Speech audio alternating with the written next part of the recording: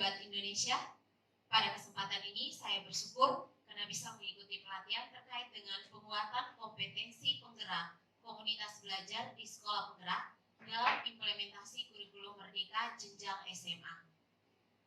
Pada kegiatan kali ini, saya khusus akan menjelaskan terkait dengan manajemen perubahan berbasis aset. Dalam proses pembelajaran manajemen perubahan berbasis aset ini, hal pertama yang perlu dilakukan yaitu melakukan analisis diagnostik ataupun refleksi kritis terkait dengan hal-hal apa yang sudah pernah dilakukan.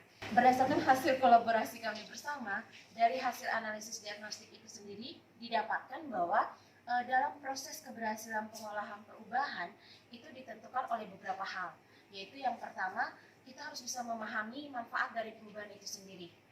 Kemudian, yang kedua, kita juga harus bisa merencanakan perubahan dan menentukan siapa-siapa yang akan terlibat langsung dalam perubahan itu. Kemudian yang ketiga, harus perlu juga untuk mengkomunikasikan dan atau berbagi praktek hal baik terkait dengan perubahan.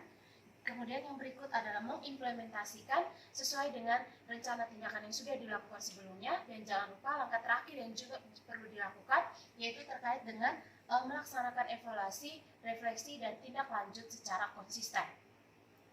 Kemudian, dari hasil refleksi kami juga, di sini bisa terlihat bahwa jika kita ingin mempelajari dan juga mengimplementasikan sebuah perubahan, maka di sini perlu ada beberapa hal yang perlu diperhatikan, yaitu mengidentifikasi sumber belajar yang tersedia, lalu kemudian membuat agenda belajar secara rutin, kemudian mengundang pimpinan dan juga seluruh warga sekolah yang ada, dan yang terakhir adalah melakukan praktik-praktik kecil di kelas dari hasil belajar sebagai bentuk pembiasaan.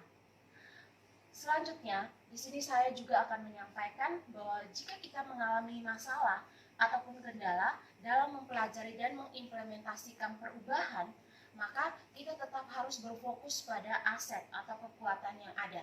Seberapa kecil apapun aset atau kekuatan yang kita miliki, itu patut menjadi bahan pertimbangan kita untuk bisa mengatasi kendala ataupun masalah yang ada.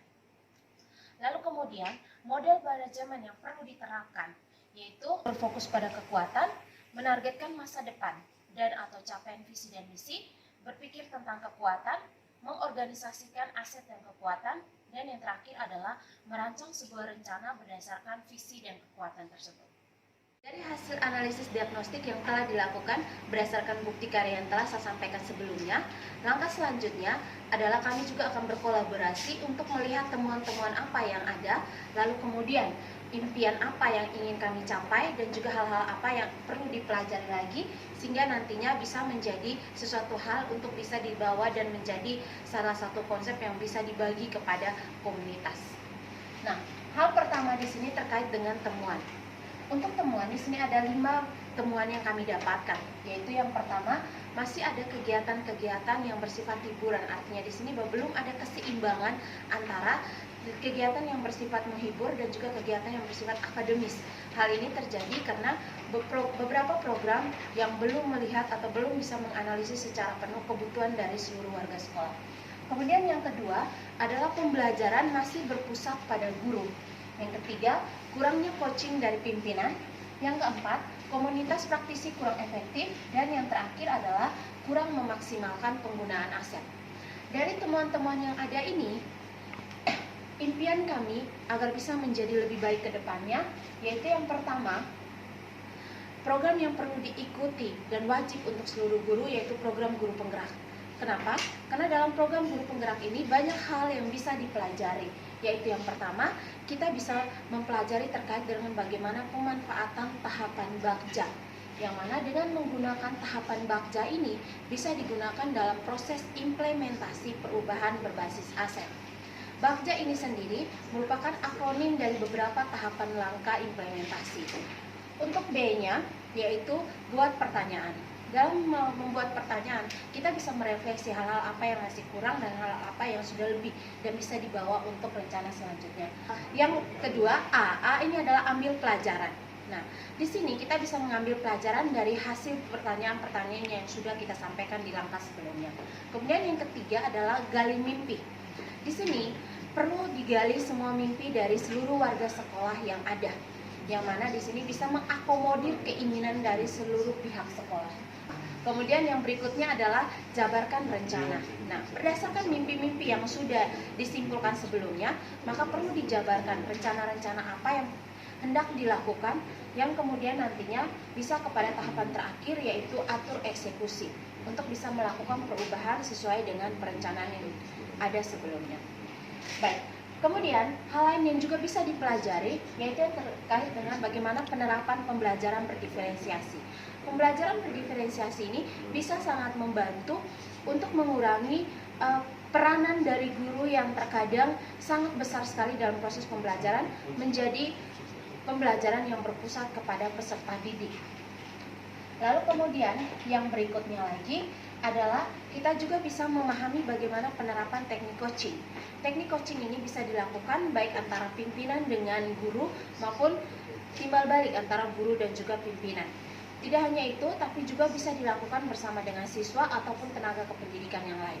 Dengan memahami teknik coaching bisa membantu warga sekolah untuk menyelesaikan permasalahan-permasalahan yang sekiranya ada dalam lingkup organisasi. Hal selanjutnya adalah juga bagaimana mempelajari terkait dengan pengembangan sekolah berbasis aset. Ini sangat penting sekali karena kekuatan-kekuatan ataupun aset-aset yang ada di sekolah perlu diidentifikasi, dan ini bisa menjadi salah satu kekayaan sekolah yang membantu dalam proses penerapan program yang ingin dijalankan demi kemajuan sekolah. Untuk bisa mempelajari ini semua, selain dengan mengikuti program guru penggerak, perlu juga digiatkan kegiatan komunitas praktisi. Nah, komunitas praktisi ini bisa menjadi wadah bagi warga sekolah untuk bisa saling belajar, baik itu dalam lingkup sekolah maupun di luar sekolah. Untuk seterusnya, dari beberapa impian yang sudah kami jabarkan, kita melihat juga beberapa poin yang perlu dipelajari lagi.